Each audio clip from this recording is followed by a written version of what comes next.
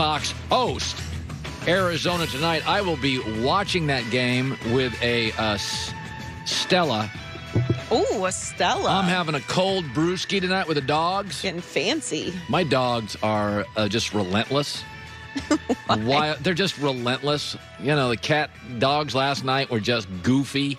I don't know what it is. Maybe we have some catnip around the house. They got into it last night. They were just nonstop nonsense last night from the dogs. Full of energy. Full of energy, and I am full of energy. Greg Cosell in a couple of minutes. There's an old saying, act like you've been there before, you know?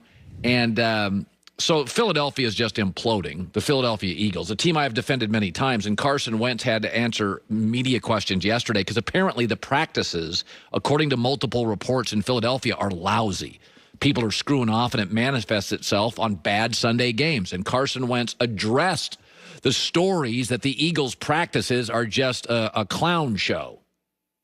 Are my practices perfect? No. I mean, that's why it's practice. But as far as sloppy practice habits and those things, for one, I mean, you guys are out there every day, and then you guys are asked to leave. So the media's not even out there. So I don't know where that's coming from. But it is what it is. You know, I know I'm not perfect. I know that's why it's practice, and I got to be better all the time. Let me ask you, do quarterbacks run practices? Not really. Head coaches do. The assistants that would allow bad practices, who hired them? It wasn't Carson Wentz. This is a coach issue. And I like Doug Peterson, but can I just throw this at you? Philadelphia won a Super Bowl. And I made fun of them at the time. They partied for a year. The head coach got a book deal. Nick Foles got a statue. So did Doug Peterson. Everybody got a local car endorsement deal. Colin, the Philly special was all time. It made the score 22-12. You won 41-33. Even that was overrated. Wasn't that even that a little overrated? Oh, this franchise, since the Super Bowl, is a 500 franchise. 21-19-1. They're not buttoned up. You know, it's why lottery winners, 50% go broke. They don't know how to act. They buy 9 jet skis, 6 cars, 3 homes. They don't know how to act. If you give a millionaire just $1 million, he turns it into 2. He's been there before. New England's been to 9 Super Bowls. They've won 6. Find me the statues outside their stadium. Philadelphia wins 1. They got statues to a backup quarterback. This franchise needs to get its act together. I mean, that's what it is. They can't get their act together. This has been like a 2.5-year story. Infighting, coaching, practices bad, players ripping other. Button it up. Tear the statue down for a couple weeks. How about we go to the stadium and not glamorize ourselves and romanticize the past? I don't see a lot of statues in Foxborough. Yeah. You know, it's like the difference between the Yankees and the Mets. The Yankees put Babe Ruth in the outfield and World Series rings. The Mets, it's pennants.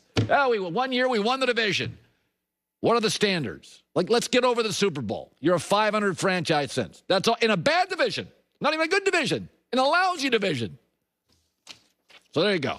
Greg Cosell, if you play fantasy football, if you bet football, if you love football, if you really care about football, Greg Cosell's 10 minutes of NFL meat sandwich, and he is now joining us live, as he does every Thursday at this time. So it's interesting. When you think of Gruden, you think of big opinions, big personality. I mean, that John Gruden is, people do impressions of John Gruden. But it's funny, Trent Dilfer said this week, he goes, they actually win really boring football. And I'm like, well, when you watch them, I said, they remind me a little of Minnesota. They run it. Their quarterback is low risk. Their defense is susceptible with maybe one pass rusher. We love the Raiders. We're not sure if we like the Vikings. They feel like the same team to me a little bit. Your thoughts? Well, it's interesting you say that because the Raiders, in many ways, like the Vikings, play a lot out of base personnel. They're a team in the league, and there are not many teams like this. They play with 3 wide receivers on less than 50% of their offensive snaps. Wow. This is a team, Colin, that lines up with a fullback, with 2 tight ends, with 3 tight ends. Now, and the thing about Gruden is he's very multiple with his formations out of those tight end packages. but they line up and they run the ball. Yeah. And Josh Jacobs he's a very, very good back. He can work really well in confined space. He has natural power. He can reaccelerate, and he can also bounce outside. So they're really a team that's built, when you get right down to it, on running the football and then trying to create explosive plays off of that. I'm actually fascinated. So I have this theory, and I don't know if it bears itself out, that Jameis Winston tends to be a little loose. When you combine him with Bruce Arians, who can coach loose, it is a lot of turnovers. But if Jameis, who's a little loose, had a coach like John Payton, and you could just get some of the productivity but eliminate 35% of the mistakes, that Jameis has a chance to be a very effective player for the Saints. I cannot wait to watch this transpire. Is Jameis and Sean Payton, what do you expect to see? Yeah, that's a fascinating mix, because Jameis is certainly not rhythmic in the way Drew Brees is. Drew Brees is as rhythmic as any quarterback that's played. And certainly Jameis has a stronger arm, so he can make different kinds of throws than Drew. So it's going to be a really interesting balance for Sean Payton as to how he puts together a game plan and calls a game. Because you do look at Jameis and you say, hey, I think we can design some things where we can push it down the field a little bit more than we can do with Drew Brees. But on the other hand, we don't want to get into a situation where we're asking Winston to push it down the field too much, right? Because that's where we can get a little reckless. So it'll be a very interesting balance between staying kind of rhythmic, which is not, Winston can do it, but that's not his strength, versus saying, hey, maybe we can throw some more of those seam balls to Jared Cook, which we really quite haven't been able to throw very much with Drew. Yeah. So here's a game that is, on paper, Green Bay should be in trouble. So the Colts run the football, and the Packers are, they love the warm weather. They have a lead, but you get into a fist fight, you get into the octagon, they're not nearly as comfortable. And I look at this game and I think, oh, this is going to be a nightmare for the Packers. And then I dig a little deeper and a little deeper and a little deeper, and I think, I don't know if the Colts can stay with them offensively. Will the Packers be able to negate or slow the Colts' run game this weekend, in your opinion? Well, I think the run game for the Colts has been a little up and down. I mean, I loved Jonathan Taylor coming out of Wisconsin. I think he's still struggling to figure out the NFL game, because he runs with a little hesitancy and uncertainty, which you never saw at Wisconsin. Last week when they beat Tennessee, Naheem Hines was their feature back. He played far and away more snaps than Wilkins or Taylor.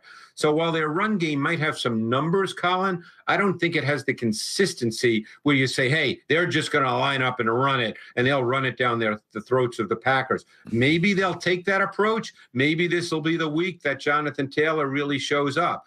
But the other thing about Green Bay, even though I think they're better against the pass, is they're pretty well defined in their coverage concepts. And I think you'll see Rivers and company take some shots down the field against coverage that they'll anticipate, and they'll need to hit some big plays in this game. So Joy and I noticed it about halfway to three-quarters through last year that Miami looked really well coached, very smart, certain limitations extending the field or stretching it, but they had talent.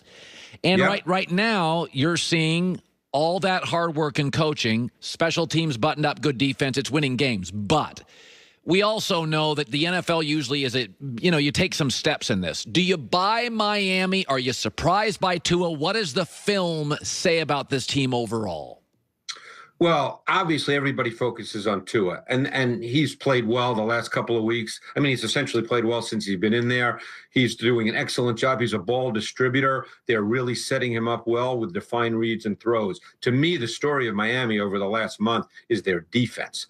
When you watch their defense, they have become very aggressive.